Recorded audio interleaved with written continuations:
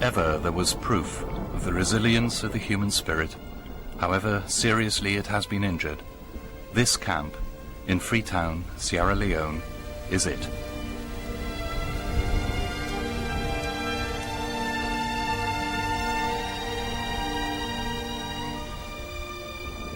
Maxwell is 22. He was only a schoolboy when his world was shot to pieces. I need my goal.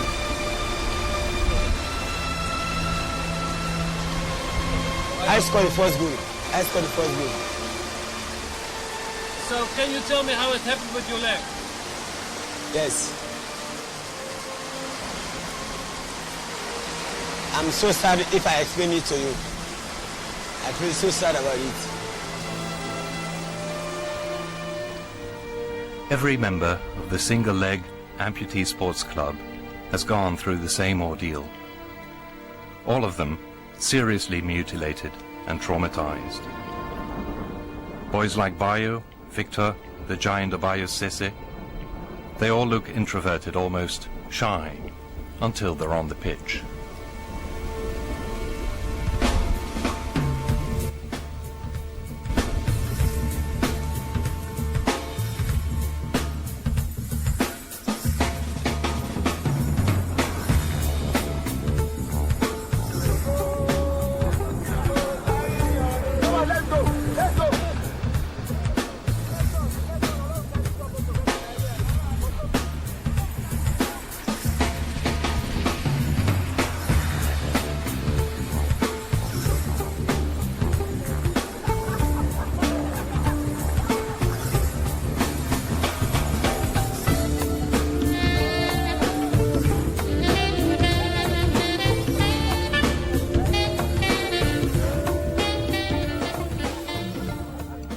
Maxwell is striker and captain of the first team.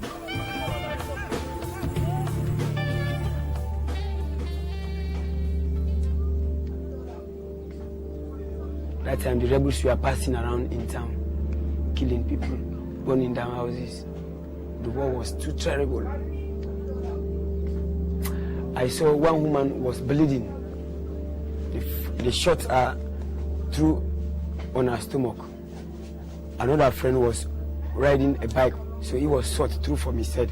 So I saw them lying down. I was escaping from the school, coming down to my house. That the first time seeing somebody lying to the ground, fighting his life to die. That's my first time. And I was afraid that day doesn't pass, they shot me. So I found it terrible.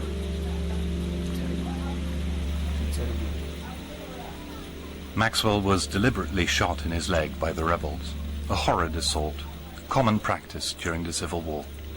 With knives, axes or point-blank gunshots, limbs were amputated. All players have one leg, except for the goalkeepers. They have two legs, but only one arm. Here on the floor, put it like this. This is the floor, they put it like this. Put it on the floor, got it.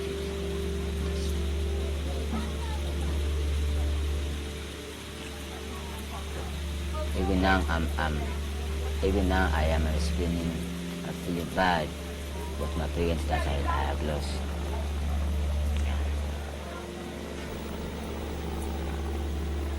When the UN finally intervened in 2002, after 11 years of civil war, Sierra Leone turned out to have been the scene of thousands of amputations.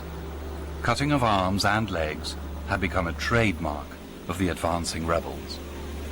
Because they want to go to threaten the army that they are here. So when the army see, they will scared, or people see, they will scared and run away. Because they fear. Terrible thing. When it became clear what had happened here, most of the victims were brought together in camps in and around the capital. They remain there still, in makeshift huts. There's no support, financial or otherwise, from the state. Some of the war victims took destiny into their own hands. They started a soccer club and opened up shops. Maxwell, the striker and team captain, runs a barber shop. Victor, 26, midfielder, repairs electrical appliances. He knows it's not a solution.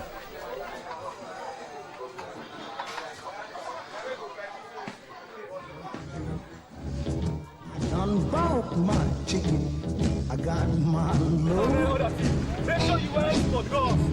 If you don't get some goalies, you can best or live clothing.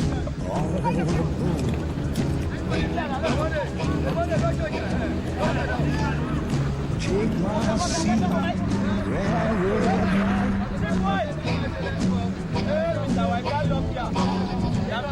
Watch this train move down the track.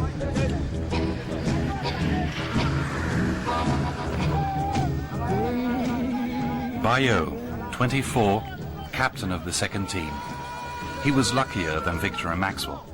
He received a modest scholarship and now studies business administration.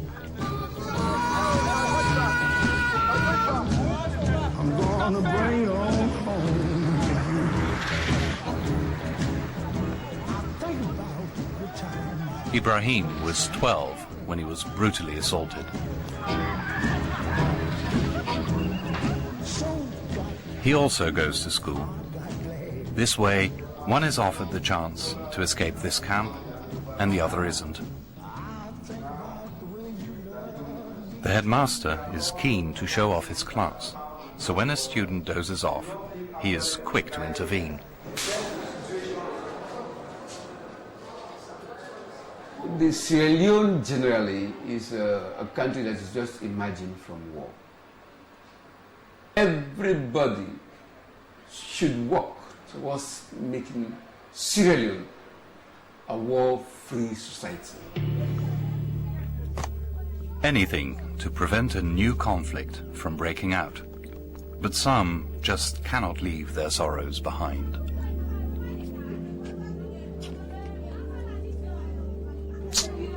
Feel bad. The particular, during that time, I lost my mom, I lost my father, who is helping me to go into school. Even I don't have anybody to help me. I want to go to school back. I don't have anybody to help me.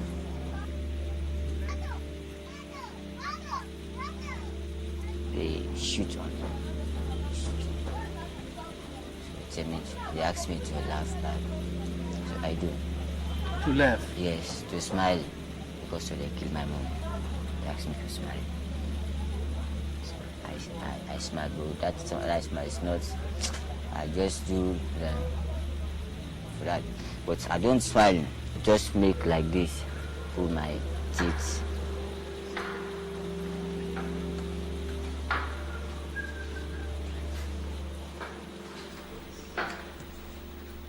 Bayo, captain of the second team, gets his prosthesis. It's the only provision made for victims of war, paid for with foreign money.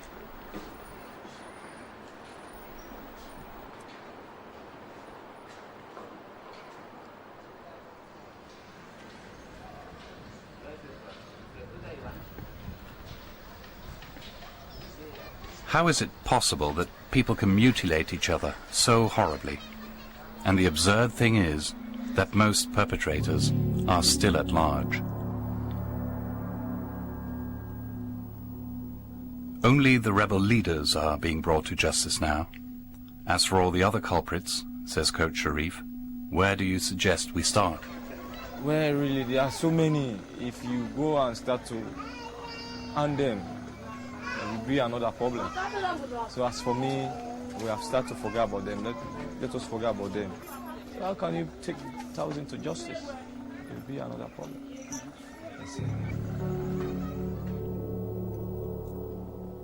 Even at night, the heat is relentless. The rain season is about to start.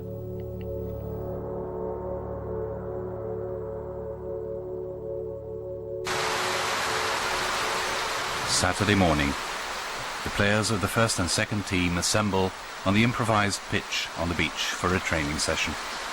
Most members come from the camps, but there are business people as well.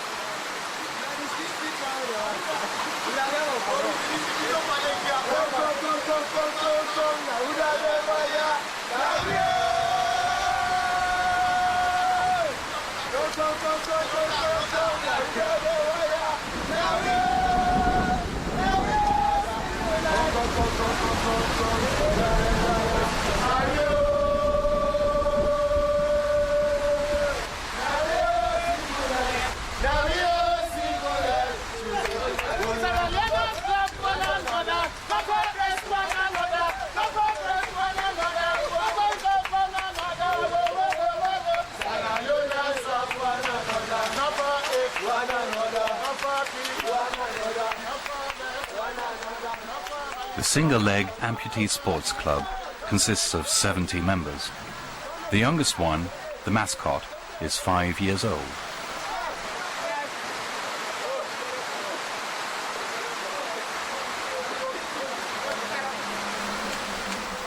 The players are not allowed to wear artificial limbs on the field, and their crutches cannot have sharp edges or burrs. Today, the East Freetown team play the West Freetown team. Maxwell is captain of the Western team, and Bayo is the proud captain of the Eastern team.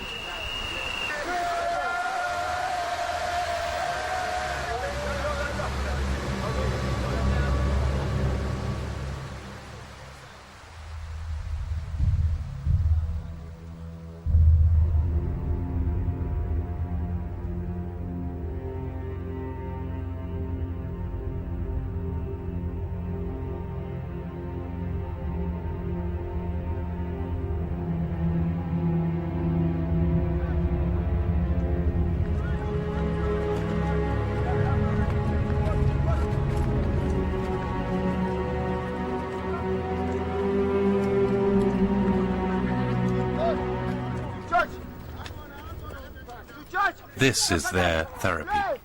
For Maxwell, for Victor, the electrician here in the grey shirt,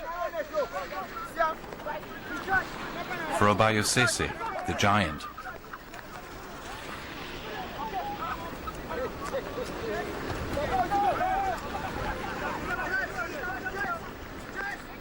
and for Bayo.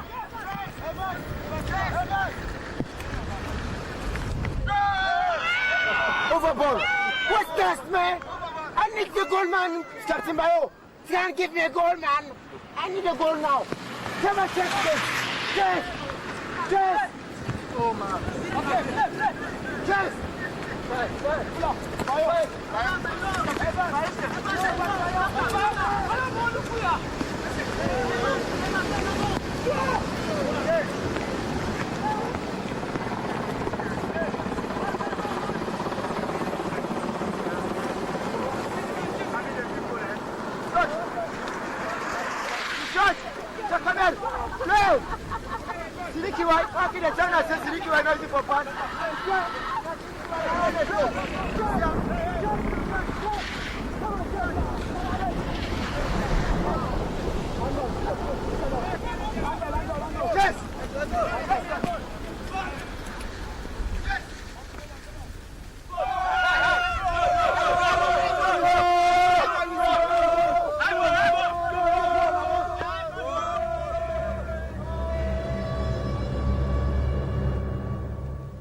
Well, now they call them ex-combatants.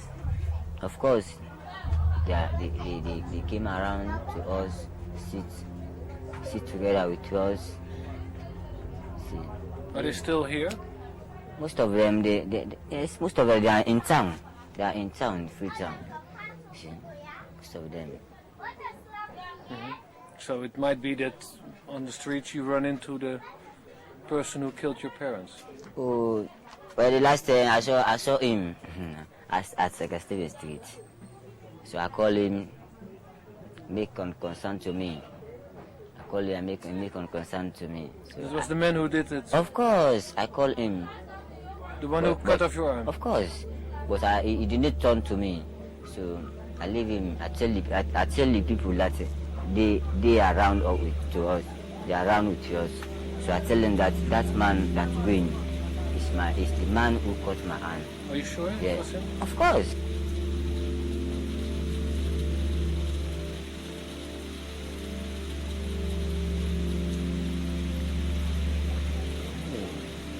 Yeah, I knew him before he cut my hand.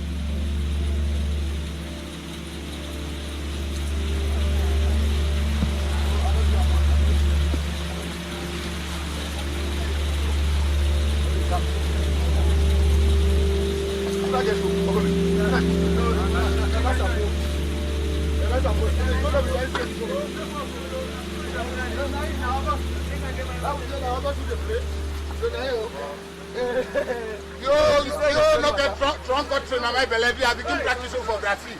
The cold day passing plan, yeah?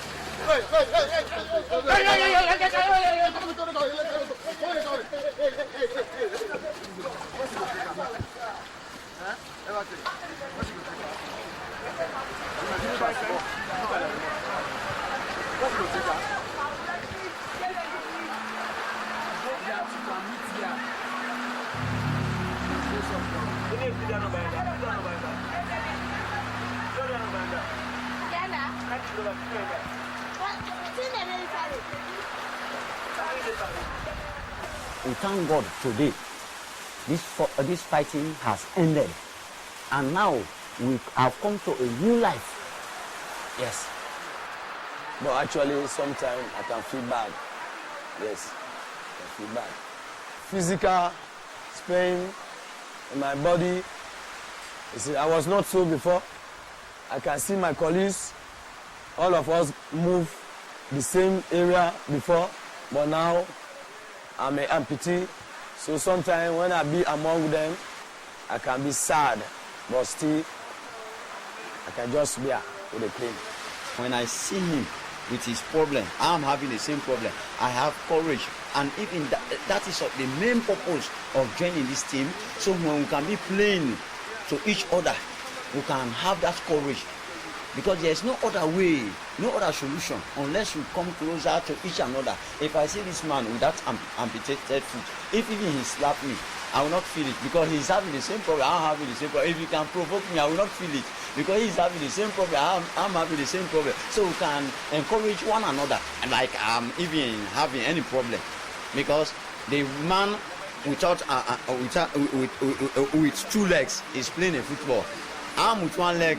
I'm also playing in football, so there is no difference. I just feel at home, like I'm like the man with two legs.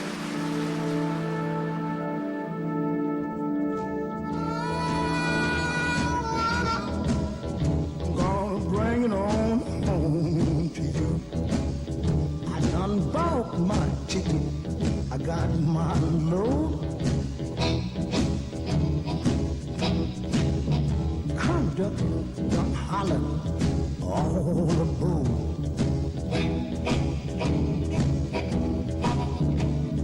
Take my seat, railway right, and watch this train move down the track.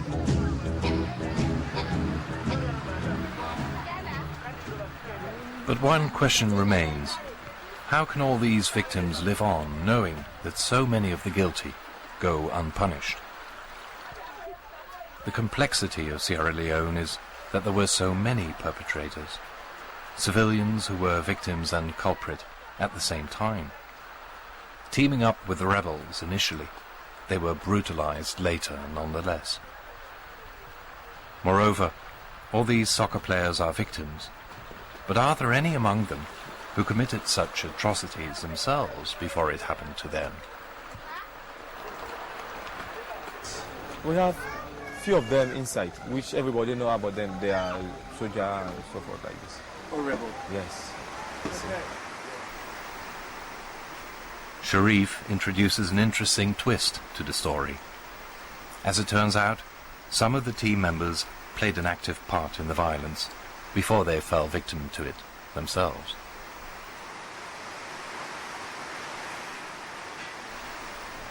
But what you just said is that when we see like 20 players, Yeah. All of them are victims. You know, all of them lost a leg. Yeah. All of them. But also some of them committed the same crimes. That's what you say. Exactly so. They commit. You're sure? Yeah. They commit crime. How can it be that they play together?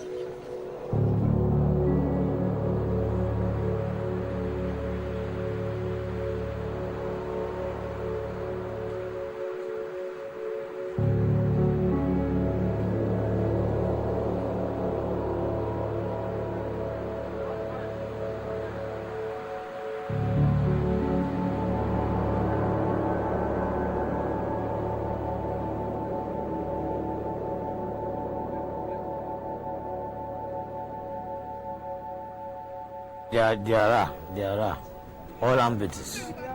says Ismail Sissay, the coach of one of the other teams. He confirms that there are perpetrators in the club.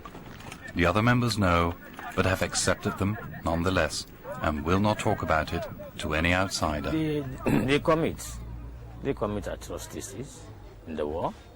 Yes, some are forced to join, as they give the story to me.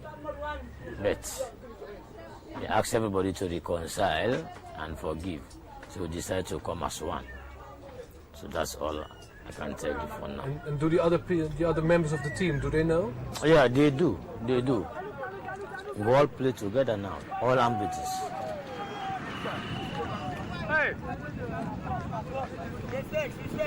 Sharif refuses to go into the matter. The reason is simple. He's on dangerous ground, afraid there'll be a new surge of violence when wounds are ripped wide open. We don't want to point them again. We just see them with our mind that we know ourselves within. We know that we are there before. So we will take the eyes and watch you.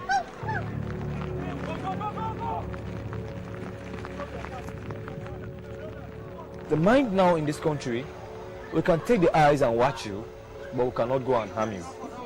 Because if we did this, there will be a problem still. And the war would start all over again? Of course, really.